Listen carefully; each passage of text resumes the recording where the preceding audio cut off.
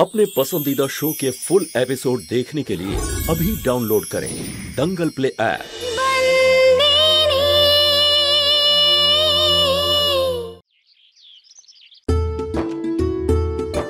ধর্মরাজ, আরে শুনছো? দেখো তো কে এসেছে। ওই যে দাঁড়িয়ে আছে, আয় আমার সঙ্গে। কেমন আছো বন্ধু, বলো। খুব ভালো আছি। বৌদি, তুমি কেমন আছো? ভালো আছি। আসতে কত দেরি করে দিলি ধর্মরাজ, আমি তো তোর জন্য কতক্ষণ ধরে অপেক্ষা করছি। হ্যাঁ বৌদি, শুনতে পেলে তুমি? একটুও পাল্টাইনিও। হ্যাঁ, 2 বছর হয়ে গেল কোনো রকম ফোন করিসনি, আমার খবর নিসনি। আর এবার যখন বুঝতে পারলো যে আমি ওকে বকাবকি করবো, তখন কথা ঘোরানোর চেষ্টা করছে। আপনি একদম ঠিক কথা বলেছেন। আমার থেকে ভালো ওকে কে চিনতে পারে? কতবার আমায় কথায় ভুলিয়ে বোকা বানিয়ে চলে যায়। হ্যাঁ, একদম ঠিক কথা বলেছো তুমি, একদম পাল্টাইনি। ভাই, আমাকে নিয়ে আলোচনাটা করা বন্ধ কর। আরে মানছি যে আমার কাজ নিয়ে আমি খুব ব্যস্ত ছিলাম, এর জন্য কারোর খবর নিতে পারিনি। সেই ভুলগুলোকে শোধরানোর জন্যই তো তোকে এখানে ডেকেছি আমি।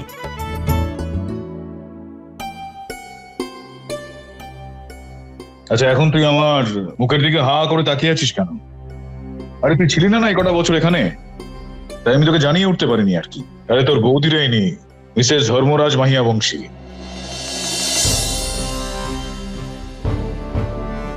আরে কি করবো বল, আমি পরিস্থিতিটা এরকম একটা হয়ে গিয়েছিল, আমি বিয়ে করতে বাধ্য হই।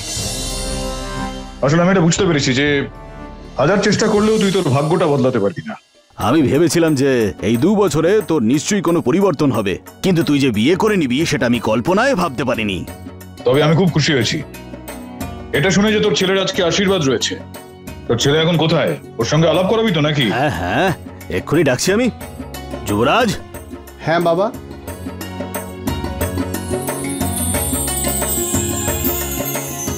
আরে বেঁচে থাকো, বেঁচে থাকো বাবা। বিয়ে হয়ে যাওয়ার পরেও তুমি বাবা মার সেবা যত্ন করবে, ঠিক আছে? হ্যাঁ নিশ্চয়ই। 1 মিনিট ধর্মরাজ। জয় শ্রীকৃষ্ণ। জয় শ্রীকৃষ্ণ। ক্ষমা করবেন, আসতে একটু দেরি হয়ে গেল। চলুন তাহলে আশীর্বাদ শুরু করা যাক, কিন্তু তার আগে আমি আমার ছোটবেলাকার বন্ধুর সাথে আপনাকে দেখা করাবো। এ হলো আমার ছোটবেলাকার বন্ধু ধর্মরাজ। জয় শ্রীকৃষ্ণ। ধর্মরাজ,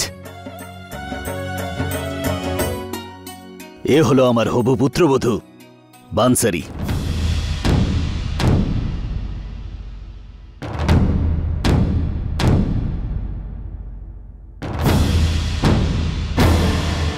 কি কথা বলছিস তুই এগুলো? ও তো দেখে মনে হচ্ছে 10 বছর বয়স ওর। আরে ওর সঙ্গে তোর ছেলের বিয়ে দিবি নাকি তুই? আরে ওর তো এখন খেলাধুলো করার আর পড়াশোনা করার সময় রে বলরাজ। এটা তুই কেমন কথা বলছিস ধর্মরাজ? আরে আমাদের এখানে মেয়েরাও তো পড়াশোনা করে নাকি? আর এমনিতেও সবে তো আমি আশীর্বাদই করছি, বিয়ে তো 2 বছর পরে হবে। হ্যাঁ, তো কি হয়েছে? তোকে এবার আবার এটা কে বোঝালো যে 2 বছরের মধ্যে এই মেয়েটার বয়স বিয়ের জন্য একেবারে প্রস্তুত হয়ে যাবে? আর তাছাড়াও ছেলে আর মেয়ের মধ্যে বয়সের এই পার্থক্যটার তো কোনো একটা কারণ থাকে, তাই না?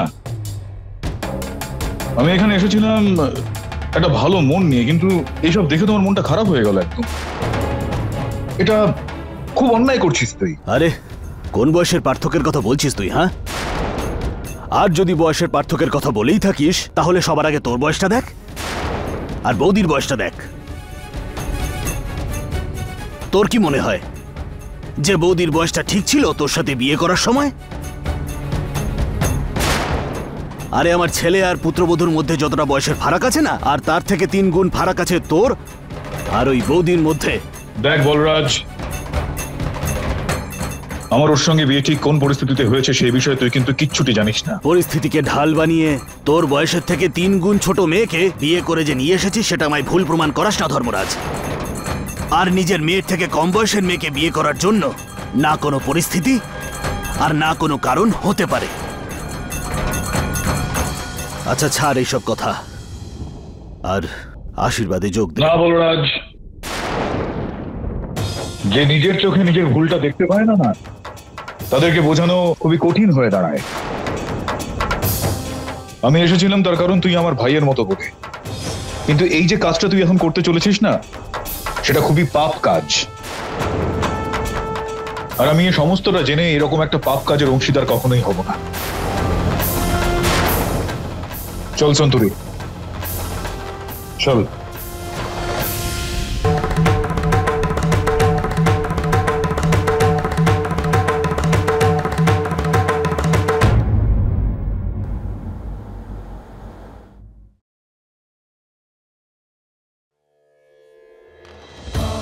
আর যদি বয়সের পার্থক্যের কথা বলেই থাকিস তাহলে সবার আগে তোর বয়সটা দেখ আর বৌদির বয়সটা দেখ। আরে আমার ছেলে আর পুত্রবধূর মধ্যে যতটা বয়সের ফারাক আছে না, আর তার থেকে 3 গুণ ফারাক আছে তোর আর ওই বৌদির মধ্যে। পরিস্থিতিকে ঢাল বানিয়ে তোর বয়সের থেকে 3 গুণ ছোট মেয়েকে বিয়ে করে যে নিয়ে এসেছিস সেটা আমায় ভুল প্রমাণ করাস না ধর্মরাজ। এই গাড়িটা একটু দাঁড় করা।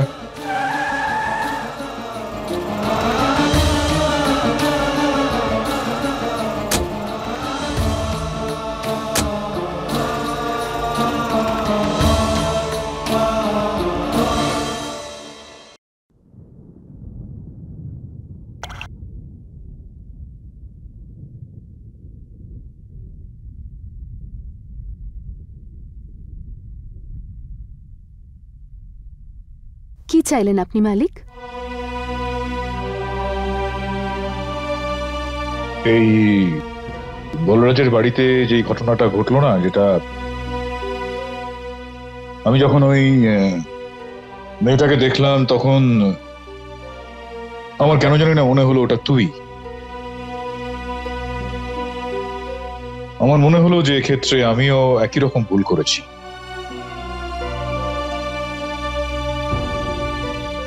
অর্থাৎ আমি একই রকম ভুল তোর সঙ্গে করেছি। তোর সঙ্গে বিয়ে করার সময় আমি আমার চিন্তা ভাবনাকেই বেশি গুরুত্ব দিয়েছি। বলতে গেলে আমি তোর জীবনটাকে নষ্ট করে দিয়েছি। আমি এটা একবারও ভাবিনি যে তোর মধ্যে তখন কি চলছে। এই কারণে আমি কোরিয়ান মাকে বললাম যে এর জন্য যা শাস্তি দিতে চাও তুমি আমাকেই দিও। এভাবে বলবেন না মালিক।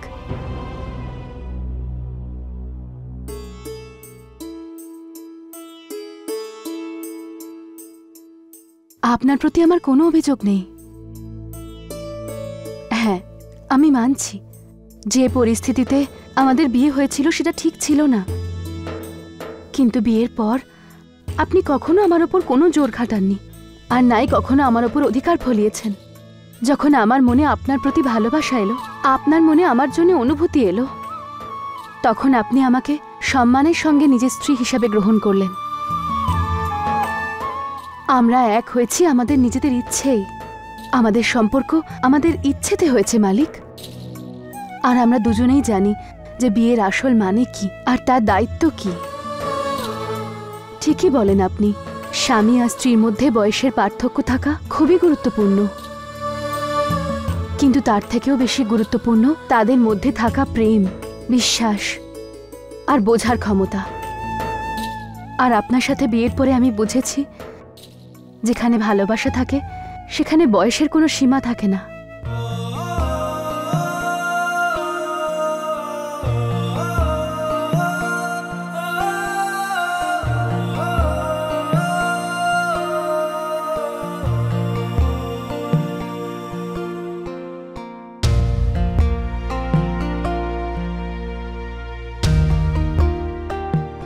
চল।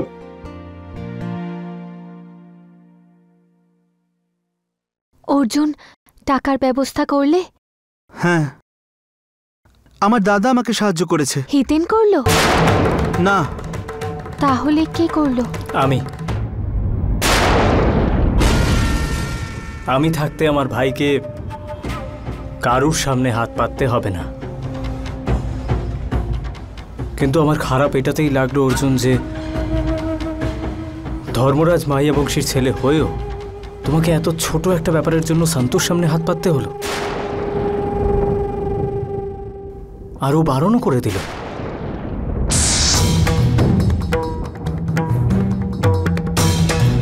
কিন্তু এখন কে কি করবে বলো? বাবাই যখন সন্তুকে এই বাড়ির মালকিন বানিয়ে রেখেছে, বাড়ির সব দায়িত্ব, ঘরের সব চাবি, আর এমনকি সবার জীবনের সিদ্ধান্ত এখন সন্তুই নেয়।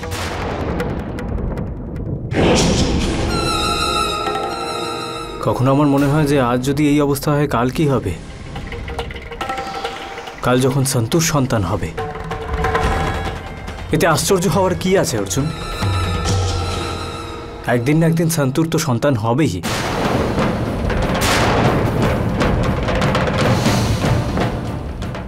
আর আজকে বাবা যখন সন্তুকে এতটা গুরুত্ব দেয়, তাহলে কাল সন্তোষ সন্তানই সব অধিকার আর সব গুরুত্ব পাবে। আজ তো বাবা খুব গর্ব করে বলে দিলেন যে সম্পত্তি সমান ভাগে ভাগ করা হবে বাচ্চাদের মধ্যে, কিন্তু কাল কি হবে? অর্জুন, আমি কারোর ব্যাপারে খারাপ কিছু বলতে চাই না, কিন্তু যেটা চোখের সামনে দেখতে পাচ্ছি সেটার কি?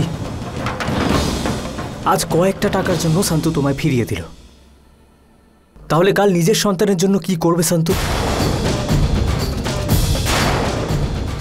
তুমি নিজে অন্যায়টা সহ্য করে নিতে পারো অর্জুন, কিন্তু কাল যখন তোমার সন্তানের সঙ্গে অন্যায় হবে, সে সমান অধিকার পাবে না, তখন তুমি সহ্য করতে পারবে তো? তুমি খুবই নিষ্পাপ অর্জুন, এইসব হয়তো তুমি বুঝতে পারো না, কিন্তু আমি তোমার ভাই হই অর্জুন। তাই তুমি আর তোমার সন্তান যাতে এই বাড়িতে যোগ্য স্থান পায়, তাই আমি এগুলো বলছি। কখনো কখনো মানুষকে নিজের অধিকার হাত পেতে ভিক্ষে না করে সেটাকে ছিনিয়ে নিতে হয়, বিশেষ করে যখন তার উপর দায়িত্ব আছে। নিজের জন্য না হলেও নিজের স্ত্রী আর সন্তানের জন্য তাকে লড়াই করতেই হয়।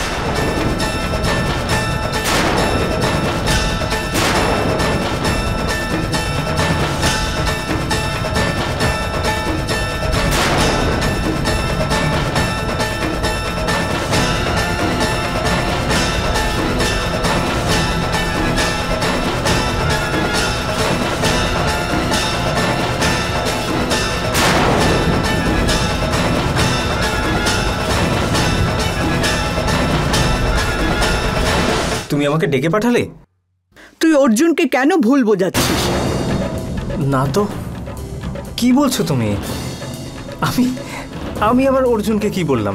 তুই খুব ভালো করে জানিস যে অর্জুন গ্রামে বড় হয়েছে, এই কারণে ও মনে এ কথা ভাবতেই পারে না। এসব কথা ওর মাথায় কেন দিচ্ছিস তুই? আরে না, কি বলছো তুমি? আমি অর্জুনের ভাই হই, আমি কেন ভুল পথ দেখাবো ওকে? আরে আমি আর অর্জুন তো একটু কথা বলছিলাম। সেদিন বাবা বলেছিল না যে সবকিছু 6 ভাগে ভাগ করা হবে যাতে সবাই আনন্দে থাকে। এবার তুমিই বলো, আমরা 6 জন কোথায় রইলাম? এখন খেমি বৌদি প্রেগনেন্ট, কাল সন্তুও হবে। আর আমি তো শুধু এইটুকুই বলছিলাম যে সবাই যাতে সমান অধিকার পায়, সমান ভাগ পায়, যাতে সবাই ভালো থাকে, এইটুকুই বলছিলাম। আচ্ছা, এই চুল এমনি এমনি পাকেনি বাবা।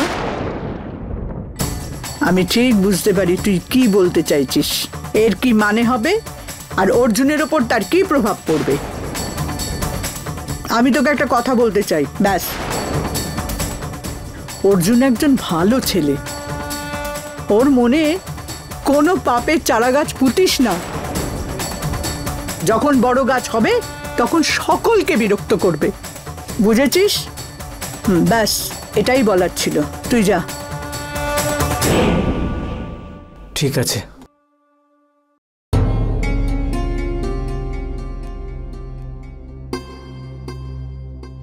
দেখেছো তুমি? সবকিছুই দেখলাম আর শুনলামও, আর একটা ব্যাপার খুব ভালো বুঝলাম। বসু, আমার মনে হয় ধর্মরাজ সিদ্ধান্ত নিতে বড় তাড়াহুড়ো করলো। তুমি বলেছিলে, তবুও ধর্মরাজ সন্তুর ব্যাপারে ভাবেনি কেন? না আমাদের মনেও কথাটা এসেছে, না ধর্মরাজের মনেও এসেছে। যদি আগামী দিনে সন্তুর বাচ্চা হলে তাহলে 2 বোনের বাচ্চাকে নিয়ে ভেদাভেদের কথা তো উঠবেই। কিন্তু ধর্মরাজ তো ভেদাভেদ করবে না, ও ন্যায়পরায়ণ। কিন্তু ধর্মরাজের এই ভাগের ব্যাপারটা বাচ্চাদের মনে ঢুকে গেছে, আর এটাই আমার ভয় করছে যে এই ভাগ নিয়েই আবার বড় অশান্তি না শুরু হয়ে যায়। আমি এরকম কিছুই হতে দেব না। এই পরিবার একটাই ছিল, একই থাকবে। আমি এটা ভেঙে যেতে দেব না। যাই হয়ে যাক, আমি এটা ভাঙতে দেব না। তোমার ভাবনাটা ভালো বসুধা। সূর্য রোজ ওঠে আর রোজ ডোবে, কিন্তু কালকের সূর্য কোন বিশেষ ব্যাপারে আলো ফেলবে না সেটা তুমি জানো, না সেটা আমি জানি।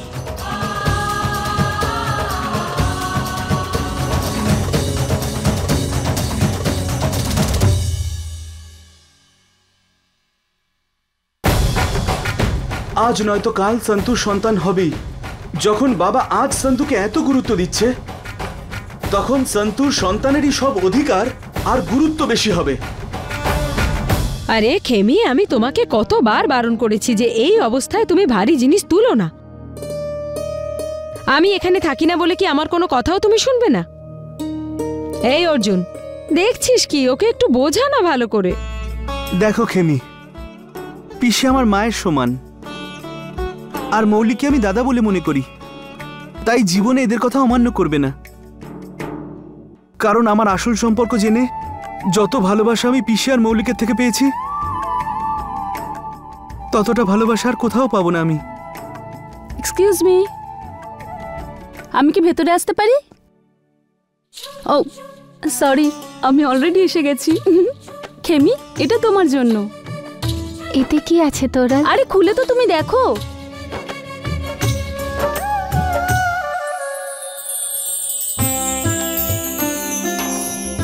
কেমন হয়েছে? খুব সুন্দর। তোরালে নিয়ে আসা জিনিস কারোর পছন্দ হবে না, এটা হতেই পারে না। ধন্যবাদ তোরাল। ওয়েলকাম। আর নিজের খেয়াল রাখবে, ঠিক আছে? আমি আসছি, বাই।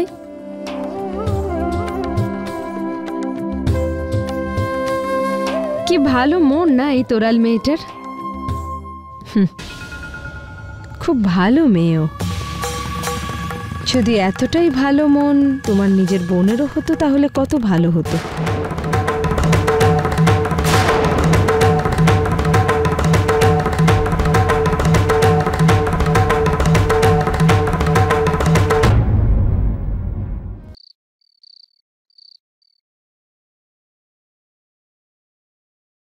অর্জুন, এই নাও। কি হয়েছে অর্জুন? টাকার ব্যবস্থা তো হয়ে গেছে, তাহলে এত চিন্তায় আছো কেন? আমার শুধু আজকের নয়, আমার ভবিষ্যতের ব্যাপারে খুব চিন্তা হয় খেমি। এই ব্যাপারটা নিয়ে চিন্তা হয় যে আমাদের সন্তান এই বাড়ির বংশধর, কিন্তু যে মর্যাদা আমাদের সন্তানের পাওয়া উচিত সেই মর্যাদা ও পাবে না। তুমি তো শুনলে আজ মৌলিক দাদা কি বলল। তুমি ওর কথা কেন শুনছো? কারণ ও যা বলেছে সব কথা সত্য ছিল, সত্যি বলেছে। আমাদের এখানে আসা উচিত হয়নি। কত সুখে ছিলাম আমরা গ্রামে। এখানে সবকিছু আছে খেমি, বড় বাড়ি, টাকা, পরিবার, কিন্তু সুখ সুখ একদম নেই। তুমি এমন কেন ভাবছো? কি ভুল ভাবছি আমি খেমি? তুমি দেখো, আমি তোমাকে সব থেকে বেশি মর্যাদা দিই। তুমি আমার স্ত্রী। প্রত্যেক স্বামী নিজের স্ত্রীকে সব থেকে বেশি মর্যাদা দেয়। আর এটাও তো সত্য, বাবা সব থেকে বেশি মর্যাদা ওই সন্তুকেই দেবে। তুমি এসব ভেবো না, ওনারা আমাদের বাড়ির অংশ তো ভেবেছেন। কিন্তু এই কথাটা তো মিথ্যে নয় যে যখন তোমার বোন সন্তু আর আমার বাবার সন্তান জন্ম নেবে, তখন ওই সব থেকে বেশি মর্যাদা পাবে।